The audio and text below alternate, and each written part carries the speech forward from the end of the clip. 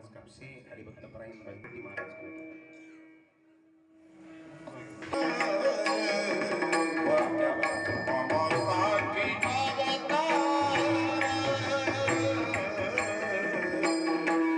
आमासाठी अवतार आमासाठी अवतार अवतार आमासाठी अवतार आमासाठी अवतार आमासाठी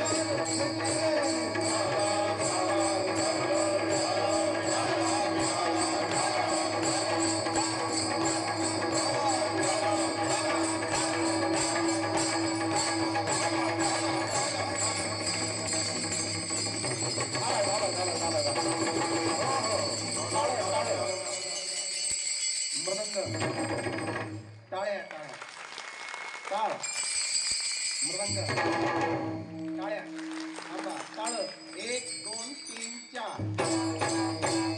टाळी 1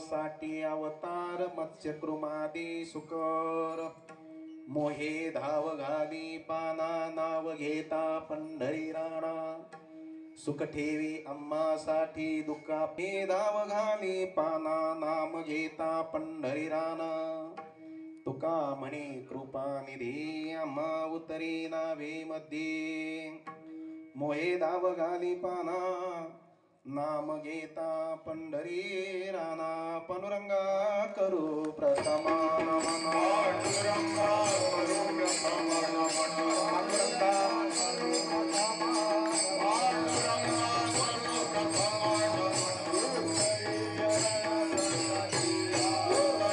नमन ताली ताली ताली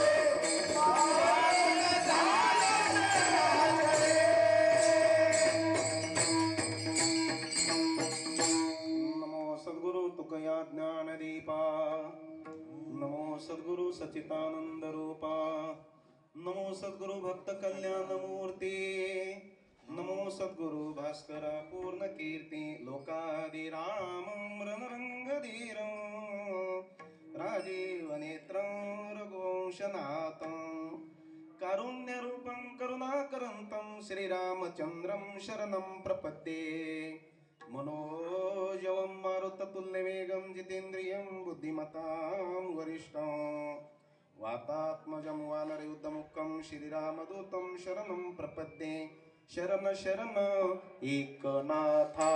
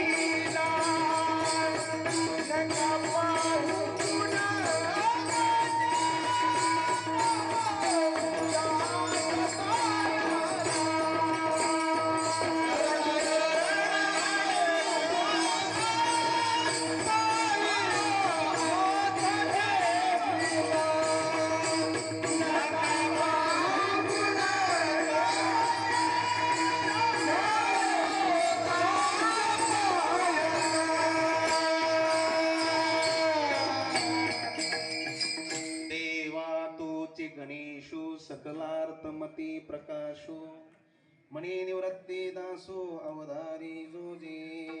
आता अभिनव वागविलासिनी जे चातुर्यार्थ कला कामिनी ते शारदा विश्वमोहिनी नमस्कारिली म्या मज हृदयी सद्गुरू जेणे तारिलो हा संसार पुरू मनोनी विशेषात्यादरो विवेकावरी नागेंद्र हाराय त्रैलोचनाय भस्मांगरागाय महेश्वराय नित्याय शुद्धाय दिगंबराय तस्मै नकराय महेश्वराय सुखासारिखे पूर्ण वैराग्य ज्यांचे वशिष्ठा परिज्ञान योगेश्वरांचे कवी वाल्मिका सारिखा मान्य ऐसा नमस्कार माझा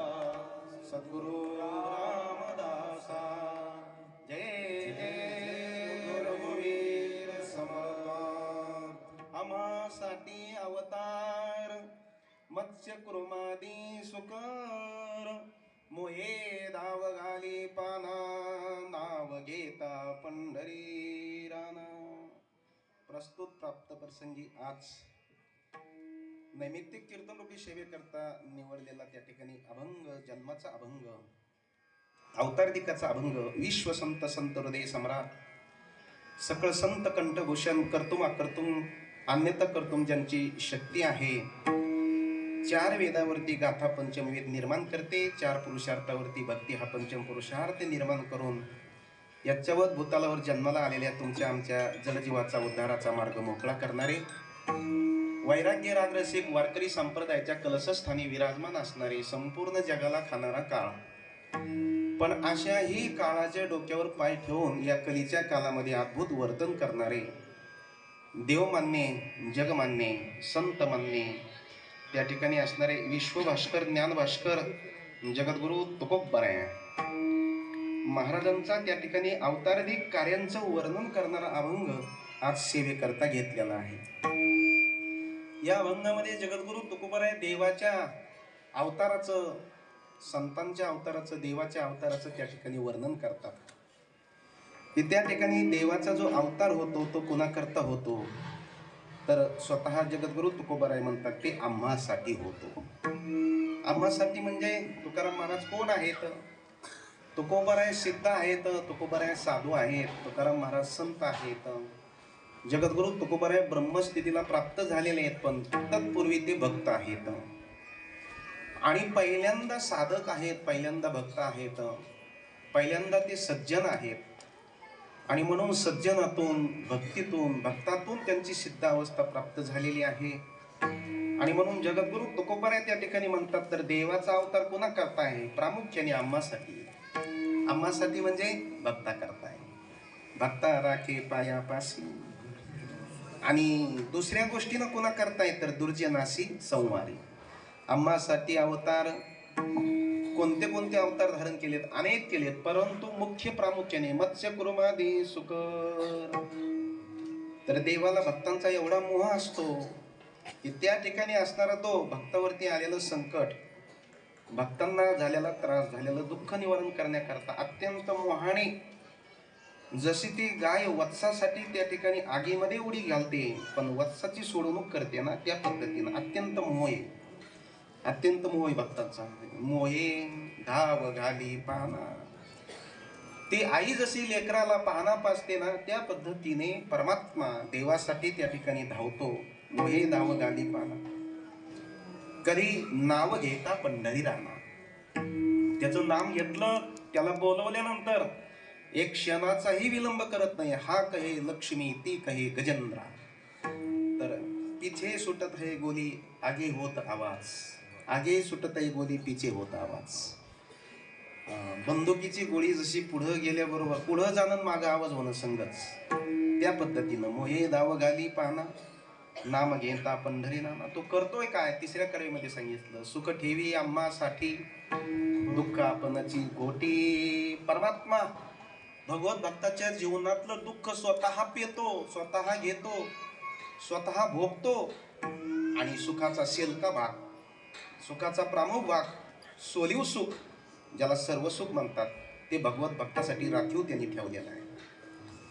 त्यांनी ते सोलीव सुख स्वतःच्या पित्याला, मातेला, बळीभद्राला, लक्ष्मीला दिलं नाही, पण ते भक्ताला दिलं. सुख ठेवी आम्हासाठी, दुःख आपणची भेटी. जगद्गुरु तुकोबाराय म्हणतात, का बरं तो धावून येतो? कारण तो कृपानिधी आहे. तुका म्हणे कृपानिधी आम्हा उतरी नावे मध्ये. हा अभंगाचा झाला धावता भावार्थ. विस्तारपूर्वक आपण बघणार आहोत. तत्पूर्वी थोडासा परिहार द्यायचा, तो म्हणजे असा, आवाज कमी. आपल्या या श्री क्षेत्र पावन परम जामसत्र त्या ठिकाणी जामसमर्थ भूमीमध्ये वाढ होतो. या ठिकाणी गेल्या कित्येक पिढ्यापासून समर्थांच्या वंशजामध्ये अनेक पिढ्यापासून त्या ठिकाणी हा राम उत्सव साजरा होतो. आणि या गावामध्ये तर जेव्हापासून हे जाम समर्थ गाव त्र्यंबक पंतांनी बसवलेलं आहे, समर्थांचे त्या ठिकाणी असणारे आजोबा, तेव्हापासून गाव बसलं आणि रामनवमीचा उत्सव सुरू झाला. अशा पद्धतीनं असणारा हा या गावामध्ये रामनवमीचा आणि दुसरं दुग्ध शर्करा योग, तो म्हणजे समर्थ रामदास स्वामी जन्माला आलेल्यापासून त्यांचा जन्मोत्सव साजरा करण्यात येतो. का बरं? त्याचं कारण आहे की समर्थ रामदास स्वामी इकडे राम जन्मले आणि इकडे समर्थ रामदास स्वामी जन्मले, आणि म्हणून आघटित असा पद्धतीनं अभूतपूर्व असा सोहळा आहे. देवाचा आणि संतांचा, गुरुचा आणि शिष्यांचा, त्या ठिकाणी स्वामीचा, मालकाचा आणि त्या ठिकाणी दासाचा जन्म एकाच काली होतो. हे अद्भुत त्या ठिकाणी आपण याला चमत्कारच म्हणायचंय. विठ्ठल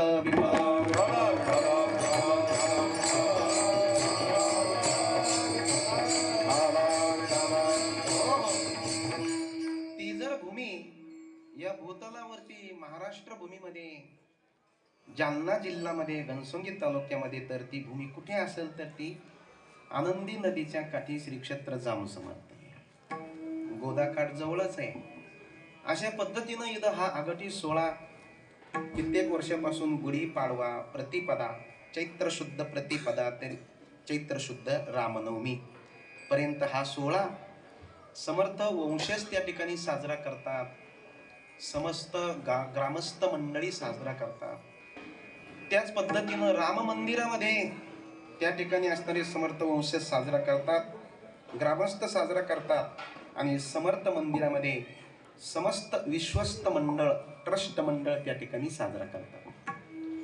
त्यामध्ये प्रामुख्याने सहभाग घेऊन आपल्या गावचे असणारे त्या ठिकाणी भूमिपुत्र जे ट्रस्टीमध्ये आहेत ते बाबासाहेब बाप्पा तांगडे सुंदर प्रकारचं या कार्यक्रमाचं स्वतः राहून त्या ठिकाणी ते निवेदन करतात.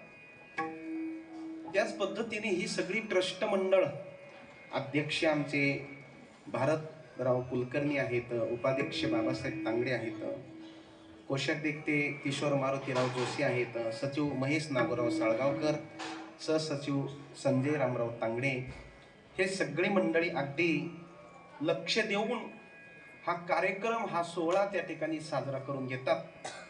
आणि त्यांना साथ समस्त ग्रामस्थ मंडळी देतात. कारण हा जो खेळ आहे, हा जो कार्यक्रम आहे, तो एकट्याचा नव्हे खेळ, मनवणी मेळ जमविला. एकट्याचा खेळ नाही हा कार्यक्रम करणं कोणताही. आता साधं मला कीर्तन करायचं म्हटल्यानंतर मी एकटा उभा राहून कीर्तन करू शकतो का? मी एकटाच उभा राहिलो तर कीर्तन होईल का? काय होईल? व्याख्यान होईल. कीर्तन होणार. कीर्तन होण्याकरता काय असावं लागणार आहे? वा, माता माऊल्या हुशार आहे आमच्या समोर बसलेल्या. त्याला टाळ, मृदंग, विणा असावं लागणार आहे. पुन्हा भजनी मंडळ, गायक सुंदर प्रकारे असावं लागणार आहे. साऊंड सिस्टम असावं लागणार आहे. एवढं असून भागणार नाही. तुम्ही बी असावं लागणार आहे. नाहीतर हे सगळं तुम्हीच नाही काय काय खांबाला सांगावं का सभा मंडपाला सांगावं कुणाला? आणि त्याच्यामुळे श्रोता पाहिजे. माऊली म्हटले, श्रोता जर असेल, अहो चंद्रकांत दर्वता किरवये परिते हातवटी चंद्र तैसा वक्ता तो वक्ता नव्हे श्रोतेने विना.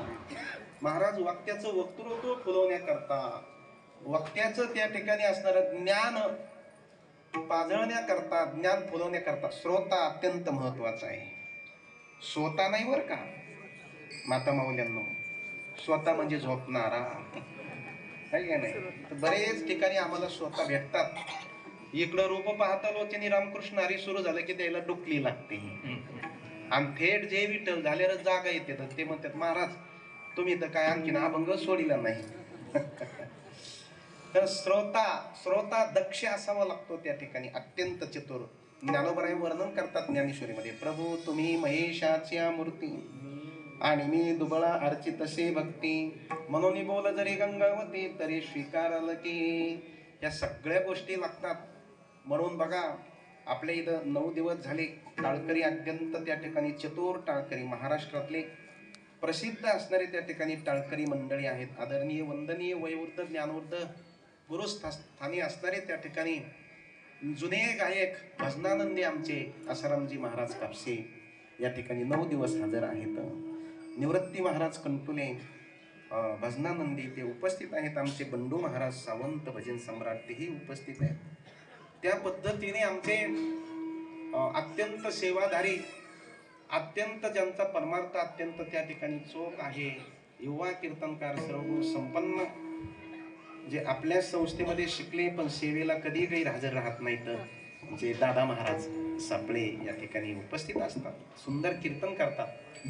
आमचे नारायण महाराज साबळे घाणेगावकर, आपल्याच गावातील सोपान महाराज या ठिकाणी उपस्थित आहेत. खूप पाठ आहे त्यांचा. आपल्या संस्थेवर जे आहेत डोळ्याने आंधळे आहेत, परंतु ज्ञानाने मात्र ते डोळस येतात. जवळजवळ बरीचशी ज्ञानेश्वरी त्यांच्या पाठांतरे डोळ्याने मात्र ते अंध येतं आणि बुद्धीने मात्र डोळस येत. आपण डोळ्याने डोळस येत आणि बुद्धीने आंधळे. ज्ञानोबराय म्हटले चर्मचक्षुने मनुष्य काय पाहतो याला महत्व नाही, ज्ञानचक्षु असले पाहिजे. ज्ञानचक्षु म्हणजे बुद्धीचे चक्षु, ज्ञानचक्षु. ज्ञानचक्षुनेच ईश्वर पाहता येतो, या कातड्याच्या डोळ्याने पाहता येत नाही. आमचे दिव्य असणारे त्या ठिकाणी ज्यांना दृष्टी आहे, आमचे प्रभुदेवा या ठिकाणी उपस्थित आहेत. मोगरे जिजा या ठिकाणी उपस्थित आहेत. माणिकराव उपस्थित आहेत. सर्व भाविक भक्त ज्यांनी नर्मदा परिक्रमा केली, वैजनाथ बाप्पा या ठिकाणी उपस्थित आहेत. आमचे मधु तात्या, आमचे लक्ष्मण बाप्पा सगळेच या ठिकाणी, पंडित महाराज सगळे उपस्थित आहेत. ज्याने श्री गुरु गंगा भारती बाबांचा गुरु आगाध महिमा ग्रंथ लिहिला, ते राधाकृष्ण महाराज साबळे उपस्थित आहेत. आमचे पिताश्री नाना या ठिकाणी उपस्थित आहेत. दोन्ही नाना, माता मावल्या, सर्वच मंडळी त्या ठिकाणी उपस्थित आहेत. संस्थेतले बालगोपाळ मंडळी, मृदंगाचार्य शूटिंग करते, चांगली शूटिंग घ्या बरं का, फोटो आला पाहिजे. अत्यंत प्रसन्न वातावरण त्या ठिकाणी आहे. महाराज विनय करते नाही का, नाही तर देतात विना खाली ठेवू नाही ना. सगळ्यात महत्वाचं पात्र राहिलं ते राहूनच गेलं असतं, पण बरं झालं ध्यान आलं. आमचे तोला मोलाचे पाहिल्यासारखं, आमचे तोला मोलाचे म्हणजे वजनदार चोपदार, म्हणून मुद्दाम घेतलं बरं का, म्हणजे स्टेज जरा डळमळू नाही. वजन असलं पाहिजे मापामध्ये, वजनदार आमचे चोपदार. काय बाल लेकर किती बघा, त्यांचं खेळाचं वय बघा. दुसरे लेकर सध्या आंघोळी झाले नाहीत त्यांच्या, आणखी फिरत येत जत्रामध्ये, ह्या दुकानावर त्या दुकानावर त्या दुकानावर, कोणी मोबाईल बघते, कोणी फिरत येत. काही काही लेकर 5 वाजता उठून त्या ठिकाणी असणारी सगळी स्नान, संध्या, उपासना, गीतेचं अध्ययन, कोणी मृदंगाची प्रॅक्टिस, कोणी गायनाची प्रॅक्टिस, आरती, सगळं हे करून त्या ठिकाणी असणारे पुन्हा कीर्तनाला हजर, सर्व कामाला, आणि पुन्हा स्वतःचं काम स्वतः करायचं. मला जे भाग्यवान आहे, काय लेकरू आहे बोलणंस, हे जर राहिलं टिकलं तर मोठा त्या ठिकाणी मोठा काहीतरी महात्मा होईल बरं का.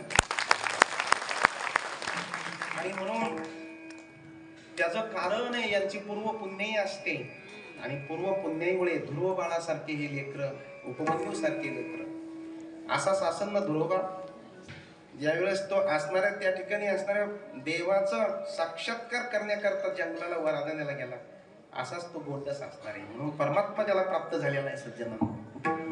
आणि म्हणून अशा पद्धतीनं हे लेकर सगळे त्या ठिकाणी असणारे कीर्तन करता हजर आहेत.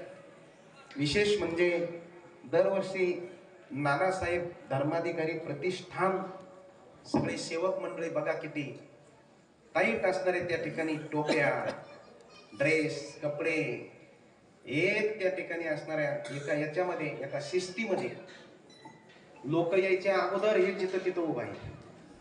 लोकांना आणखी लोकच आले नाही त्याला सांगायला, पण हे हात जोडून उभा आहे. या माऊली चला या, आहे का नाही, या जय सद्गुरु, जय सद्गुरु, रामकृष्ण हरी, जय जय रघुवीर समर्थ, जय श्रीराम. काय शिस्त आहे आणि काय भक्ती आहे, यालाच खरं दास्यत्व भक्ती म्हणतात. विठाला विठाला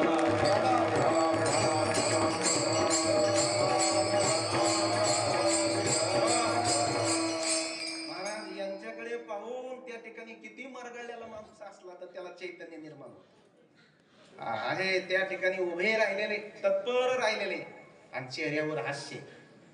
पुन्हा रागवणार नाही. जरी एखादा बेशिस्त वागला मधून गेला, इकडून गेला, त्याला रागवणार नाही. त्याला माऊली म्हणूनच, या माऊली जय सद्गुरु, इकडून चला तिकडून चला. एखादा धासकाटे म्हणतो तुला काय करायचं, ते पाय पडून सांगते बाबा मला काय नाही करायचं, पण तुमच्या त्रास होईल तुम्हाला, म्हणून याला सेवा म्हणतात. हा सज्जनानं ही दास्यत्व भक्ती आहे. ही दास्यत्व भक्ती समर्थाने शिकवली. ही दास्यत्व भक्ती आपल्याला मारुतीरायांनी शिकवली. आणि मारुतीरायांचाच अवतार असणारे सद्गुरु राष्ट्रगुरु श्री रामदास स्वामींचा जन्मोत्सव आहे. आज दुग्ध शर्करा योग आहे. त्या ठिकाणी चैत्र महिना सुंदर प्रकारचा असणारा हा चैत्र महिन्यामध्ये सज्जनांनो, हा जो चैत्र महिना आहे अत्यंत पुण्य पावन परम पवित्र असणारा हा महिना आहे. या महिन्यामध्ये देवाचा जन्म, याच महिन्यामध्ये दासांचा जन्म, याच महिन्यामध्ये संतांचा जन्म, या 15 दिवसामध्येच आहे का नाही त्या ठिकाणी असणार. गुढी पाडव्यापासून चैत्र शुद्ध रामनवमीला प्रभू रामचंद्र येतात. तर तिथून पुढे अगदी 5-6 दिवसाच्या अंतरावर चैत्र शुद्ध पौर्णिमेला कोण येतात, वा मारुतीरायांचं आगमन होतं. मारुतीराय म्हणजे काही साधे आहेत का महाराज? रामायणातले हनुमंतराया काढले तर त्या रामायणाला शून्यत्व प्राप्त होईल अशी असणारे हनुमंतराया. हनुमंत महाबळी दाढी रावणाची जाळी. सगळ्या जगाला रामाने सांभाळायचं, परंतु रामाला सांभाळण्याचं काम ज्यांनी केलंय ना ते म्हणजेच मारुतीराया, ते म्हणजेच हनुमंतराया. विठ्ठल विठ्ठल.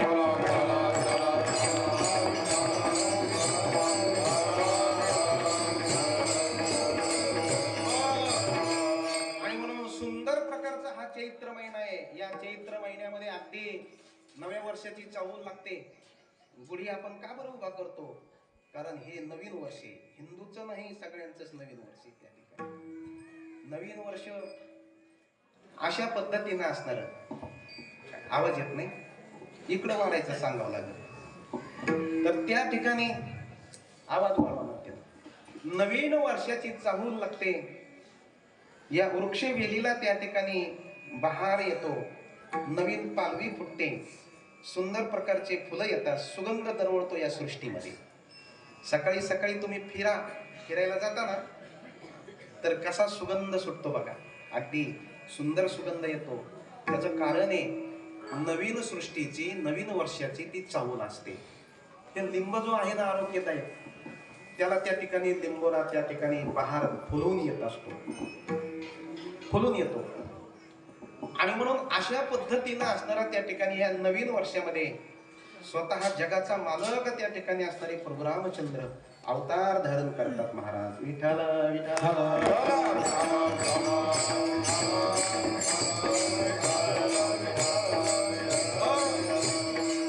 सांगून जाईन आपल्याला वेळ कमी आहे. सज्जनांनो, देवाचा अवतार आहे, संतांचा अवतार आहे आणि तुमचा आमचा जन्म आहे. तुम्हा आम्हाला जन्माला यावाच लागतंय, देवाला आणावं लागतंय आणि संत स्वतःहून येत असतात. तुम्हा आम्हाला काय यावं लागतंय? केलेल्या कर्माचं फळ भोगण्याकरता यावं लागत. आगा कर्मी जे उरावे, ज्ञानेश्वरी मध्ये म्हणतात, ते सुखदुःखी फळावे, तया ते भोगावया यावे, देहा एका. केलेलं कर्म भोगण्याकरता या देहाला यावं लागतंय. सुख दुःख त्या ठिकाणी भोगावं लागतंय. ज्या परिस्थितीमध्ये आहे त्या परिस्थितीमध्ये जन्म घ्यावा लागतो. तशा अवस्थेमध्ये जन्म घ्यावा लागतो. तशा शरीरामध्ये जन्म घ्यावा लागतो. नाशिवंत शरीरात जन्म घ्यावा लागतो. दुःखरूप असणाऱ्या दुःखालय संसारामध्ये जन्म घ्यावा लागतो. कधी कधी दरिद्री येते, दुःख येतं, अनंत प्रकारचं दुःख जीवाला सहन करावं लागतंय. आवडत नाही जीवाला, दुःख आवडत नाही, पण ते सहन केल्याशिवाय जमत नाही.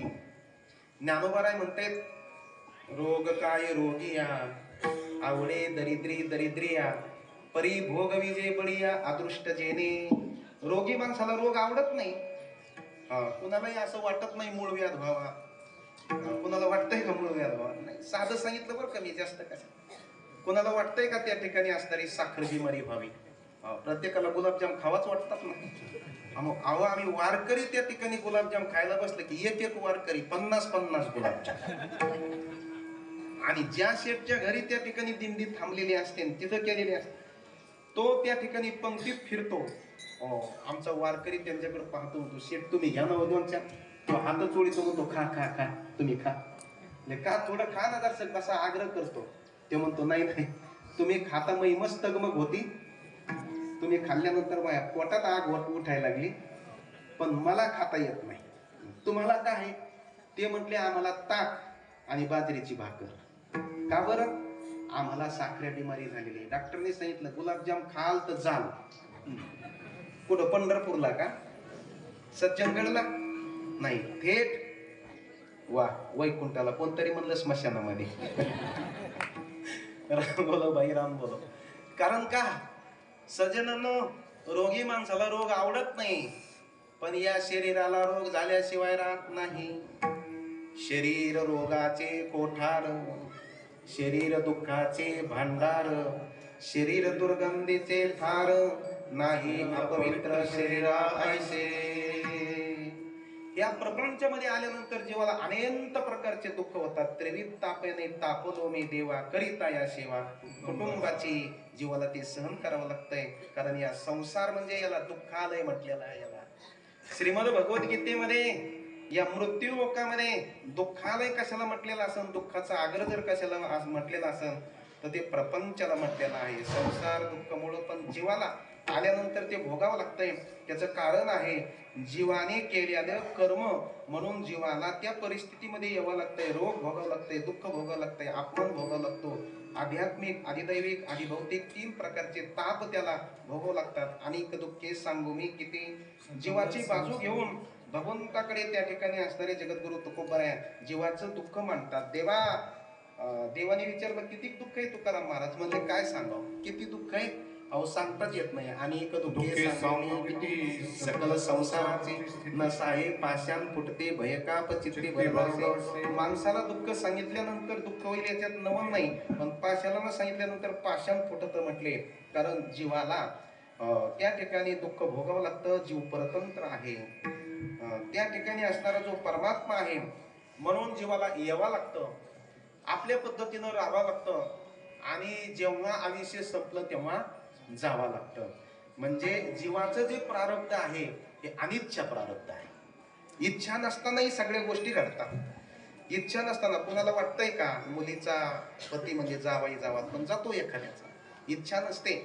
कोणाला वाटतंय का संसारात अशा गोष्टी तोटा व्हावा? नसते. परंतु इच्छा नसते, पण ते होतं. त्याचं कारण हे अनिच्छा प्रारब्ध आहे.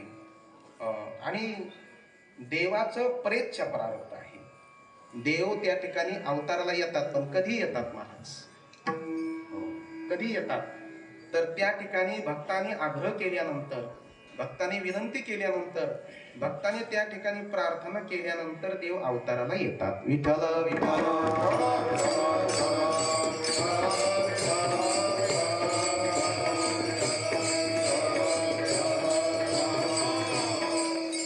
भक्त कधी प्रार्थना करतात? जेव्हा अधर्म वाढतो, पृथ्वीवरती हाहाकार होतो.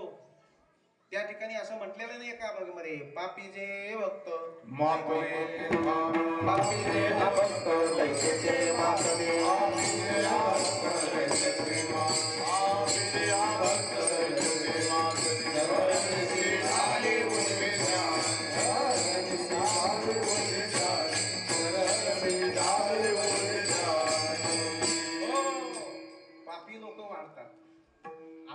वाढतो.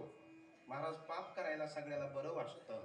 गीतेमध्ये अर्जुनाने प्रश्न विचारले, देवा हे ऐसे कैसे जे ज्ञानी याची मती भ्रंशे मार्ग सांडूनी अनारिसे वर्तत असे.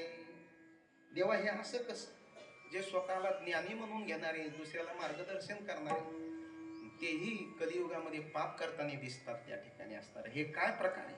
आता केन प्रयुक्तो यम पापम चरती पुरुषा अनिच्छन्न पिवारशने बला देऊन. इथं त्यांना कोण पापामध्ये ढकलतय, कोण अधर्मामध्ये ढकलतय?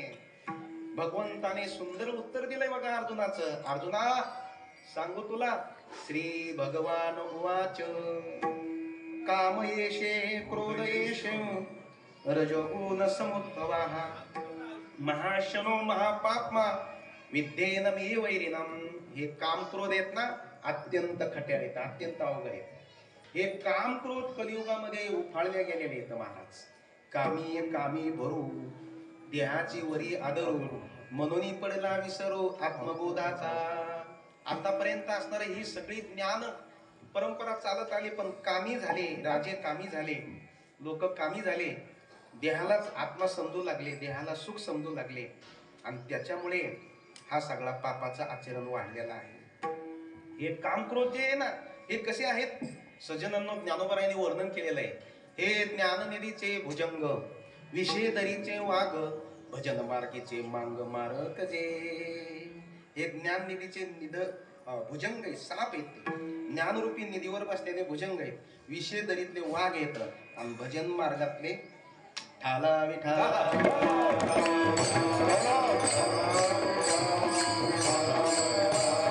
टाळी टाळी टाळी.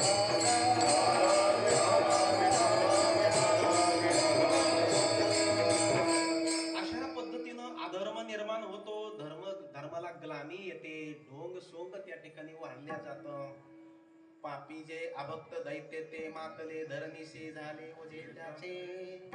पापी लोक झाल्यानंतर धरणीला ओझं होतं. त्या धरणीला तुम्ही किती लोकसंख्या होत्या, किती घरं बांधा, एक मजला दोन मजला, मुंबईत जर गेले आपण, तुम्ही तर त्या ठिकाणी किती मजले असतात हो? तुम्ही शहरात राहणारी सगळी मंडळी इथं किती मजले असतात? हा बरोबर आहे, 25 आहे का? त्याच्यापेक्षा जास्त असू शकतात. पण तरी पण पृथ्वीला वजन झालेलं, तिला शेतकरी नांगरतो, विहीर पाडतो, बोर घेतो, तिला त्रास होत नाही. पण एक पापी माणूस जर त्या ठिकाणी पृथ्वीवरती जन्माला आला की त्या पृथ्वी थरथर कापते त्याच्या पापाने, आणि देवाकडे वत्स रूपाने जाते. देवा पापी जे अभक्त दैत्य ते मातले धरणीशी झाले, बुडविला धर्मा धर्म झाला फार शोषविना भार मज आता. अशा पद्धतीनं सांगितल्यानंतर परमात्मा सांगतो, चिंता करू नका. अरे माझं त्या ठिकाणी असणार कार्यच ते. कोणतं कार्य?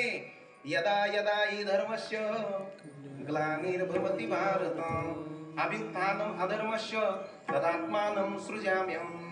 ज्या ज्या वेळेस धर्माला ग्लानी येईल, अधर्म वाढन, त्या ठिकाणी धर्म लोपल्या जाईल आणि भगवत भक्तावरती अन्याय होईल, त्या वेळेस मी अवतार धारण करतो.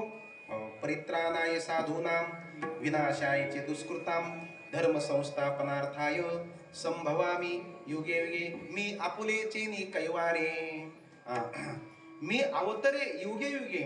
मी आपल्या म्हणजे त्या ठिकाणी भगवत भक्ताचा कैवार घेऊन, आणि त्या ठिकाणी कधी गदा, कधी चक्र, कधी त्या ठिकाणी धनुष्य बाण घेऊन, शस्त्र घेऊन त्या ठिकाणी मी अवतार धारण करतो. कशा करता शस्त्र आणताय? दुष्टाचा ऑपरेशन करण्याकरता. विठाला विठाला.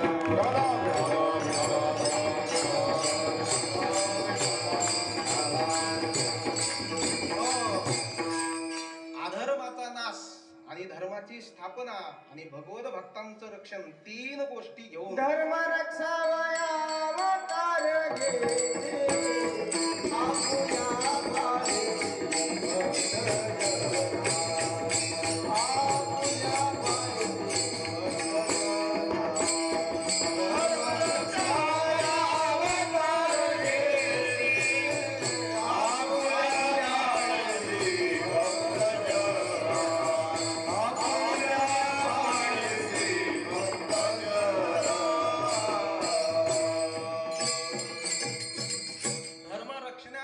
आपुल्या पायी भगवंत अवतार धारण करतात, आहे का नाही? सज्जना करवी गुढी सुखाची उभवी. साधूचा मानू घेवशी, अधर्माचा नाशू करी साधूचा मानू घेवशी, आणि सज्जना करवी गुढी, सज्जनाची त्या ठिकाणी धर्माची गुढी उभा करण्याकरता, अधर्माचा नाश करण्याकरता आणि साधू संतांचा मान वाढण्याकरता, संतांचं भगवत भक्तांचं सज्जनाचं रक्षण करण्याकरता भगवंत म्हणतात मी येतो. आणि तसा येत नाही, येता येता काय घेऊन येतो? घेऊन या चक्र गदा आधी धंदा करीतो, आधी धंदा करीतो, आधी धंदा करीतो.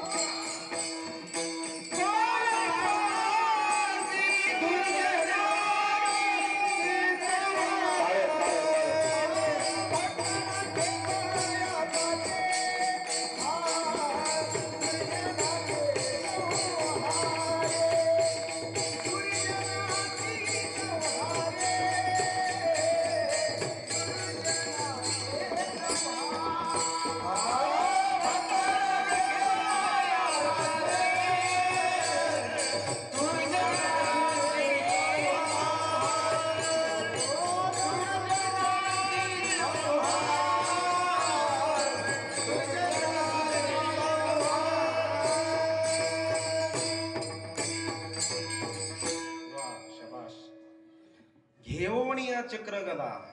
परमात्मा म्हणतात मी त्या ठिकाणी अवतार धारण करतो, पण तसा येत नाही, बरोबर शस्त्र घेऊन येत असतो. डॉक्टर जर ऑपरेशन थिएटर मध्ये गेला, त्या ठिकाणी ऑपरेशन हॉल मध्ये गेला, ऑपरेशन करण्याकरता डॉक्टर रिकाम्या हाताने जातो का? नाही, मग काय